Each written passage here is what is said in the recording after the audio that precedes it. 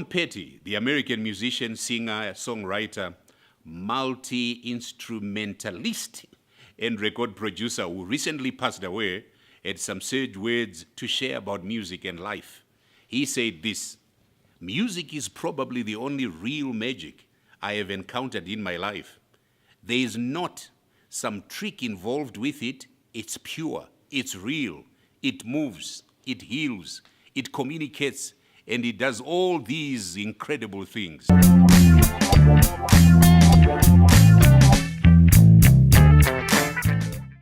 Hello, my friends. Welcome to another edition of Makamba Life. My guest today is a man whose passion for the hospitality industry has taken him around the world, and whose skill is rare and entirely fascinating. Welcome, William Riffel. Did I get your name pronounced correctly? You did get it right, yeah. Very good. So, you're a sommelier. Yes, I'm a sommelier. A sommelier at one of the leading boutique hotels in the world, but since they are friends and I'm a brand ambassador, I'll say the Saxon. The Saxon Hotel, yeah. Very proud to be here. I've been here for about 8 years now, and it's been quite a journey from where I come from up to now, being a sommelier. Wow. But tell me, what is a sommelier and how did you choose this career path?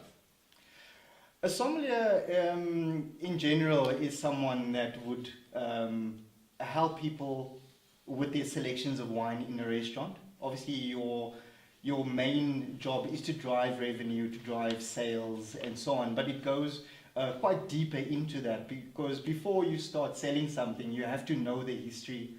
You have to know what goes into making that particular product. And in South Africa, we're very lucky to have a wine industry, which is one of the biggest wine industries in the world as well, and making amazing wine and amazing food as well. Amazing. And you were telling me earlier on that you were born in the Western Cape, where your grandfather was a farmer. Yes, my town where I'm from is called Franschhoek, and Franschhoek is an old French town. And it's the Huguenots, is it? The Huguenots, there we go. The Huguenots there? Established, and not only the town but also the wine industry. And with the Huguenots and with the French, it comes the cuisine, and with the cuisine, it comes wine as well. So they did us a big favor. There's another famous, not a sommelier, but chef. Yes. Who owns a very popular restaurant on the main street in yes. next to the Mayor's Palace in Franschhoek. Yeah. But I think for the last few years he has also been running the main restaurant at one of the leading hotels in Cape Town. What's his name again? That is my cousin. It's my first cousin, yeah. We grew up together. That's William Riffel. Yes, Ruben. William Riffel. Yes. He's become quite... he's a celebrity now. Quite a celebrity at the moment. But quite a humble man. A very humble man, very hard worker. He knows where he's going towards, and I think he helps a lot of the younger generation also getting into his type of work and being able to just express themselves the way that he can express himself. Yeah. And your grandfather was what? Was he just worked on the farm? My grandfather owned a small fruit and vegetable farm in Franschhoek, and he was supplying our town with fresh fruit, fresh vegetables. We obviously was quite a big family. Yes. And all of which was working on the farm. That's how we got into the agricultural side of things. I mean, having a big family of 9 brothers and 4 sisters is quite a task to put food on the table on a daily basis. And having a farm, is probably a good start. Yes, you grow most of the food. Yes. So would you say naturally growing up on a farm and growing up in Franschhoek with the Huguenots coming in and the wine industry, springing up, so gravitating towards the wine industry would have been a natural? I think, the way things happened for me was very, very natural. I mean, a lot of the kids that I went to school with, they were staying on a particular farm. We used to go and play with them on the farm. When it was school holidays, we would go and pick grapes on these farms for extra money. I used to pick tobacco. Yeah, there you go. For extra money. We all have As to young start boys. somewhere. Oh, you have to start somewhere. Yeah. So yeah. a lot of the things that we were doing actually was planted in my head subliminally, because then I started learning the practices, the procedures on the farms, in a way that was a playful thing. And later in my career, I found that the things that we were doing just playfully has now started to actually... It's what you draw from now. It started resonating into, your professional career, how a grape is picked, how it is planted. Yes. What is the right area that these grapes should be situated? How does the irrigation work? What happens when there's a drought, like specifically now on that side, and growing up with those experiences has just put myself forward a little bit more, yeah. So is it one of these professions where you require a certain academic qualification, or you just grow into it and grow up in it and find your way? The school that I am with is in the UK, in London, and it's called the Court of Masters. And the Court of Masters is more of a tertiary course where you learn to become a master of wine. There's a couple of tiers, the same as any course that you follow. There's a couple of tiers. Each in every exam that you finish, you get either a completely different insignia that you can put on your lapel that just shows guests in a restaurant what your level of sommelier is.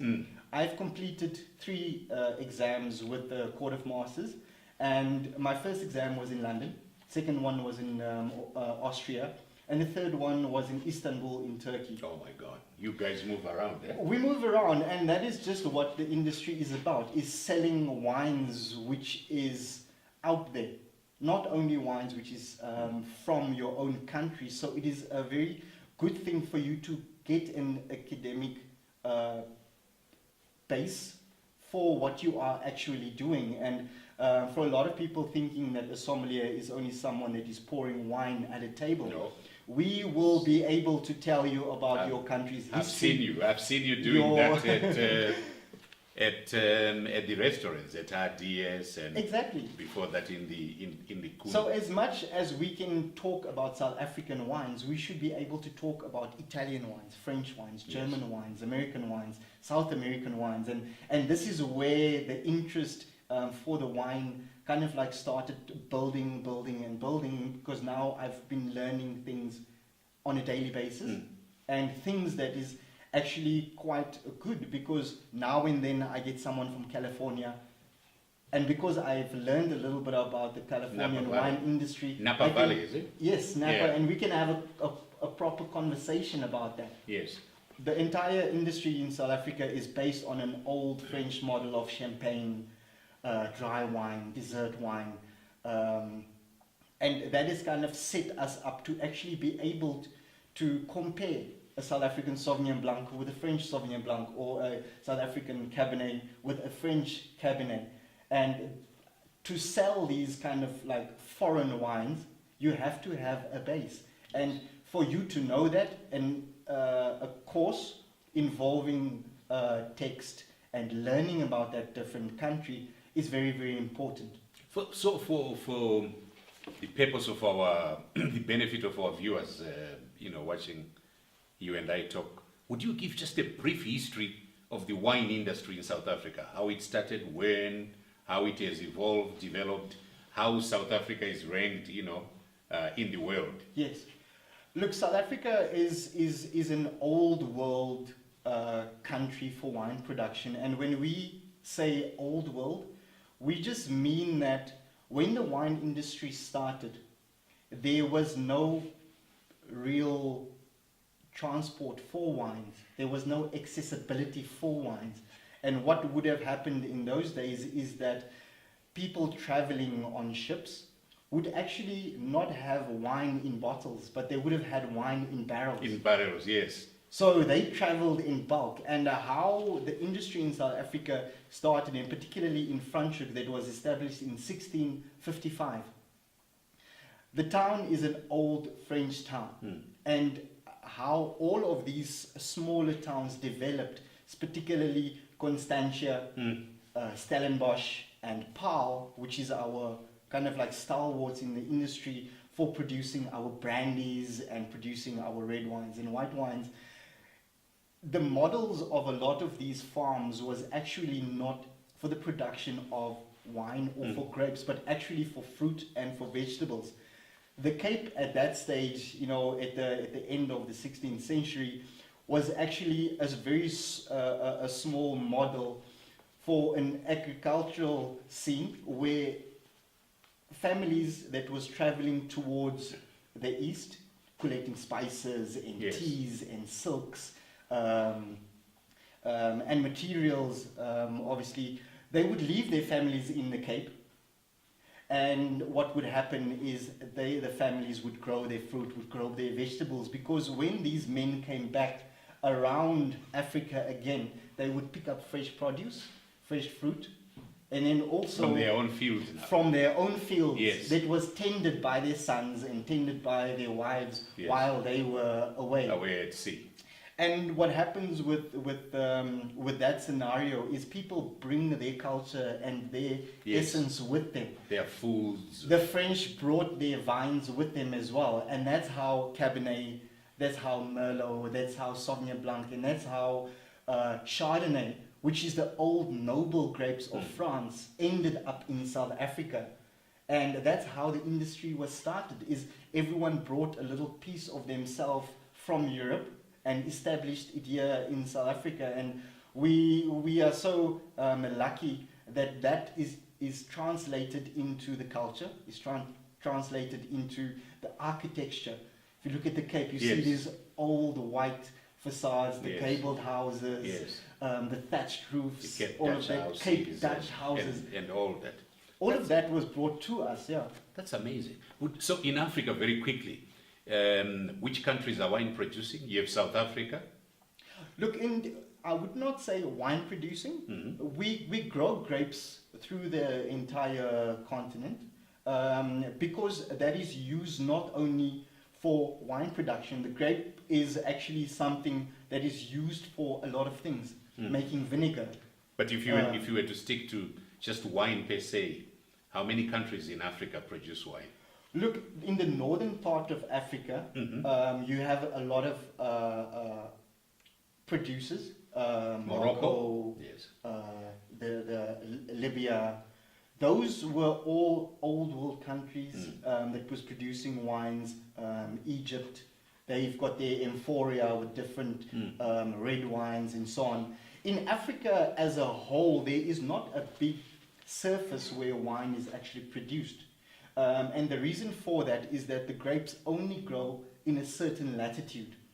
And that is 30 to 50 north and 30 to 50 south.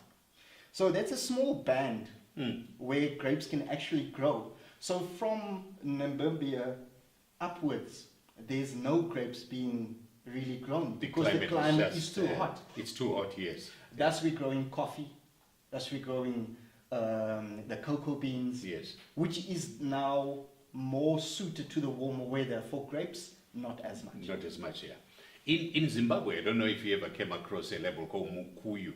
Okay. Yeah, Mukuyu, was quite developed.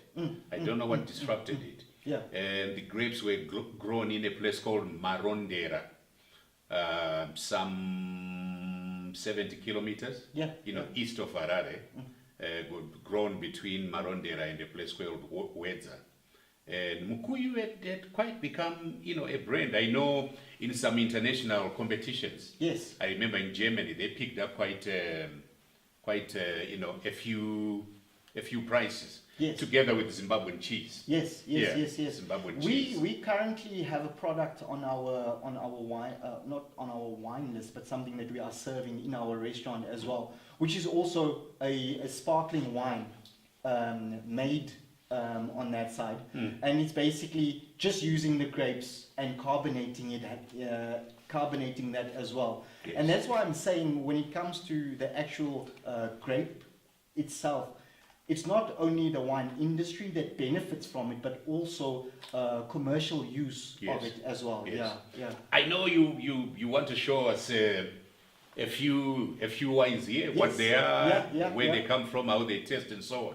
But before we move on to that, can you please share with us, okay, what you would say now is your life philosophy, Yes. your experience of life, Yes. and what Yeah, you would yeah. want to advise some of your colleagues or the young people, listening today? Look, we all go through life differently, and I think the more comfortable you start feeling with yourself, the better it is at the end of the day. I come from a town where you are driven into doing only one thing, and that is to support the tourism industry. I felt that I needed to come out. And the first time that I actually came out of the town, traveling to the United States, and I was working in Boston, was the realization that, confining yourself to one small space and thinking that this is all that you are being consumed with, that doesn't really translate into the world. Because as a sommelier, I travel through wine. I travel through talking about the experiences of other people, and I think that is something that I want my philosophy to be, is to get out and to travel and to experience this world, because this world is big, and this world is one of the most interesting things that you are actually learning on a daily basis, and that's what I'm always about. And that's what wine is all about. It's learning. Fantastic. And on that note, it's time for us to get up, walk around, and experience the wines. William, take us through.